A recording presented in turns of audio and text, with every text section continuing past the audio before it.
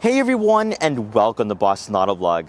Yep, we have another crossover today. Not sure how many I've done in a row or over the last month and a half, but today we're checking out the all-new 2020 Subaru Outback Onyx Edition. And I have to say, in the shade of blue, along with the black contrast throughout this vehicle, it looks stunning. Now, in this review, we're going to check out what's new for 2020, how it differs from last generation, and also why this crossover might be the one for you. Now, before I get in this review, I'd like to thank Subaru of Wakefield in Wakefield, Massachusetts for allowing me to do this review.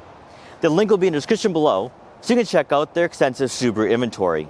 As I said in my previous reviews at the dealership, Subaru of Wakefield is all about charity work and giving back to the community.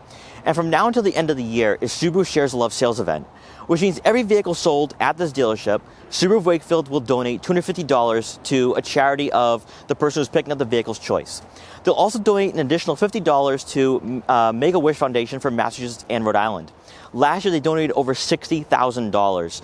So that's one of the reasons why I love working with this dealership. They're great people, but also they're focusing on events, the community, and awesome charities. I will leave a link to their website below along with their social media pages so you can check out what's going on at the dealership, what charities they're working with for the month. In fact, for November, earlier this month, they hosted an event to fight ALS.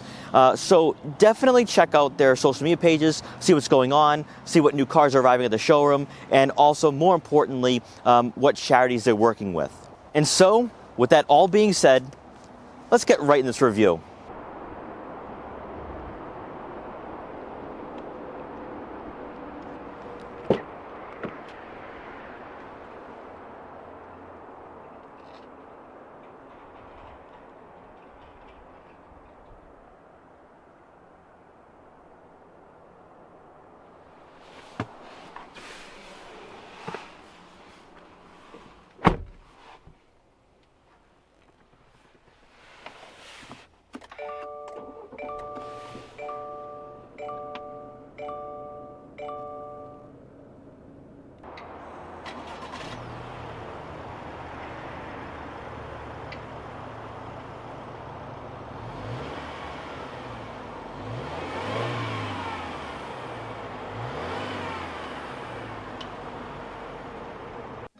Subaru is no stranger to producing off-road capable commuter vehicles, as almost every car and crossover comes standard with symmetrical all-wheel drive.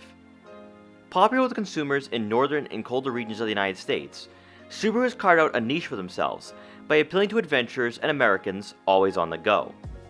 It's because of their commitment to an outdoor lifestyle that Subaru is drawing in new loyal customers each year. And for 2020, the new Outback Onyx Edition complements the life of an individual who's out in nature more often than being home, with a rugged yet practical exterior and interior design. Sitting on Subaru's new global platform, the Outback has grown a bit from last generation, gaining 1 inch in length and just under an inch in width. Ground clearance comes in at 8.7 inches standard, which is one of the reasons why the Outback is the vehicle of choice for many consumers who go off-road or live in areas where adverse weather conditions can be expected. While at first glance nothing seems too different from the prior generation, new headlight and taillight designs gives the 2020 model year a minor refresh. But the most noticeable difference is the more aggressive and rugged lower portion of the front fascia that goes really well with this Onyx Edition Outback. This aggressive theme continues as we move to the back, with a slightly different design. But just like with most of the vehicles in the Subaru lineup, they didn't drastically change the appearance of their best-selling crossover, but they did make aesthetic improvements. A blacked-out front grille, 18-inch alloy wheels with black finish, crystal black folding side mirrors with integrated turn signals, and blacked-out badging sets the Onyx Edition apart from every other Outback on the road. LED headlights and fog lights come standard, which some of the lower trims in the Outback lineup don't offer. This low-profile, yet sporty appearance adds an aggressive element to the crossover, not only to keep up with current design trends, but to also add a new appeal to draw in first-time Subaru buyers. For performance, the 2020 Subaru Outback is powered by a 2.4-liter turbocharged boxer 4-cylinder engine that puts out 260 horsepower and 277 pound-feet of torque, and is paired with a CVT. This new engine is not only found in the Legacy and Ascent, but it also replaces the 3.6-liter boxer 6-cylinder engine and provides a healthy increase in power for the Outback, while also being more fuel efficient. For 2020, you can expect to receive 23 miles per gallon in the city and 30 miles per gallon on the highway, for a combined average of 26.5 mpgs, which is a 3 mile per gallon increase from last generation. As always, Subaru's symmetrical all-wheel drive system comes standard, giving the Outback a competitive advantage against most rivals who offer all-wheel drive as an option. Now before we talk about the interior, we have to focus on Subaru's all-new StarTex water-resistant fabric. This is only found on the Onyx edition for right now. Subaru says that this trim is really suited for people who have children, pets, and I'd like to think people who are constantly active and out on the go, maybe hiking or even snowboarding. Think about it.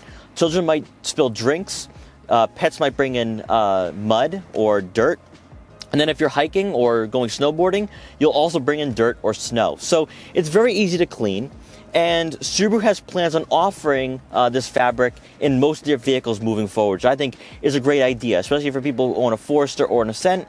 Most likely they have children, or they're always out on the go. So that really makes sense, and to be honest, this fabric feels really nice. I understand why people do confuse it with a leather-like material, because it does feel like that. So I think this is a great feature to have in a vehicle, especially for people who are constantly on the go, or even living up in New England. It does snow quite a lot, and you might bring that in with you. So this is a pretty cool fabric to have, and it does feel really nice, and I think I'd prefer this over the cloth. These StarTex water-resistant seats are heated and power adjustable for both the driver and passenger. In front of you is a digital display in the center of your analog gauges. By using the buttons mounted on the leather-wrapped steering wheel, you can scroll through a variety of information, from fuel efficiency to tire pressure. Moving over to the infotainment system, this Onyx edition is equipped with the optional 11.6-inch tablet-like touchscreen, with Apple CarPlay and Android Auto compatibility, along with onboard navigation. Without a doubt, Subaru's Starlink multimedia system is one of the best in its class, and that is due to the intuitive button layout and responsiveness when scrolling through different menus. From this screen, you can adjust your dual-zone climate control along with the settings for your heated seats. You'll get a front view camera along with a rear backup camera with trajectory. And with Subaru's EyeSight driver assist technology coming standard, you have a list of safety features to keep you and your passengers safe at all times. You'll also have different drive modes to choose from, so when you encounter mud and snow, the Outback will get you through whatever Mother Nature throws at you. Moving down towards the center console, you'll find two USB inputs. An optional but not equipped on this Onyx edition is a wireless phone charging pad. For the center storage compartment, you have enough room for a smartphone or small items, along with a 12-volt outlet. And rounding out the front seating area, you can option for a power moonroof. Now for passengers in the back, they're going to get a lot of legroom here. Now I'm 5'5", this seat's adjusted as someone of 5'5", so under normal circumstances, you're just not going to see this amount of legroom. However, if I'm 5'8" or 5'9", and my driver's 5'5", I'm going to have plenty of room here, and I think even if the seat was adjusted further back, I still wouldn't feel cramped or, really feeling uncomfortable. However, let's be fair.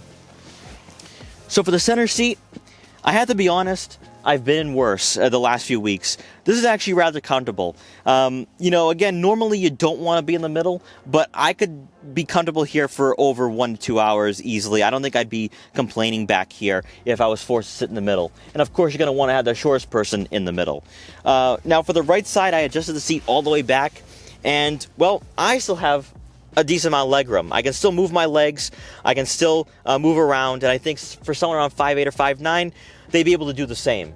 Also back here you have two USB inputs along with 2 level heated seats. So on a day like today with it being very cold, around 25 degrees, I would definitely turn these on and I'd be very comfortable back here, especially where with this water resistant fabric feeling very leather-like, it's actually really comfortable to sit back here. Now for rear cargo room, you're going to get a power liftgate on the Onyx edition. And inside you're going to find 32.5 cubic feet of rear cargo room. However, I've been waiting 2 to 3 weeks to bring this up. From last generation, we somehow lose 3 cubic feet of rear cargo room, which shouldn't be possible considering the fact that the Outback is 1 inch longer and 1 inch wider than last generation.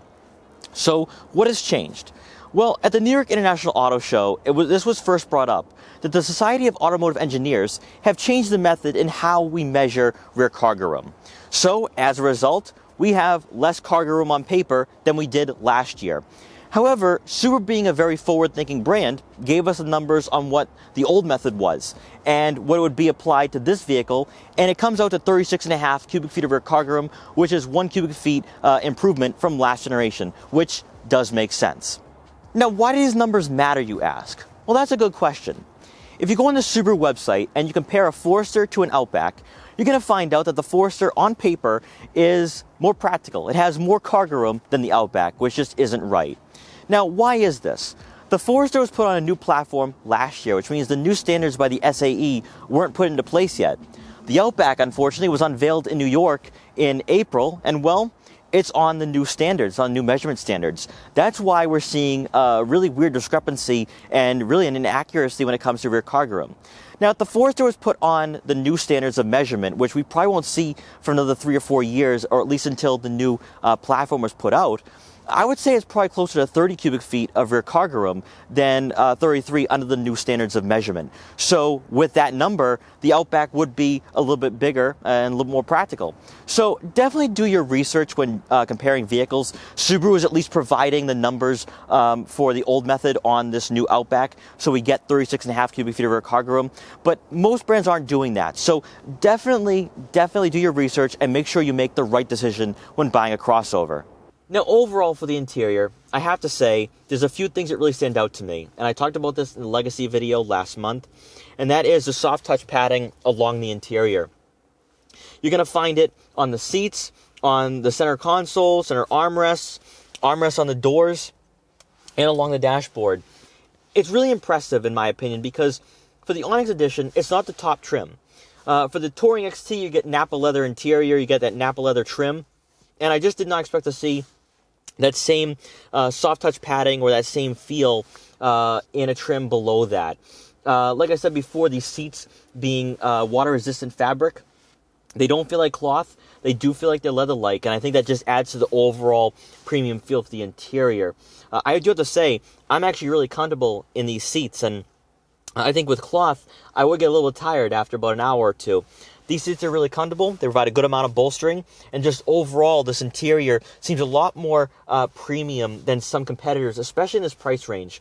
I have reviewed the Ford Escape, and I would say that if we were going to compare these two, I would definitely go with this one or with the Outback, because just seating and how the soft touch padding, the higher quality, whereas Ford is going more cheaper with more of a plasticky feel, and I feel the same way with General Motors as well. So I see why people are moving towards Subaru and why sales continue to increase, just because they're focusing on that higher quality and just really focusing on really bringing comfort to the driving experience. Now, overall, at the end of the day, what Subaru has done here is they perfected a vehicle that really didn't even change much at all. Take a look at it from the side profile, and it's still the exact same Outback we all know and love.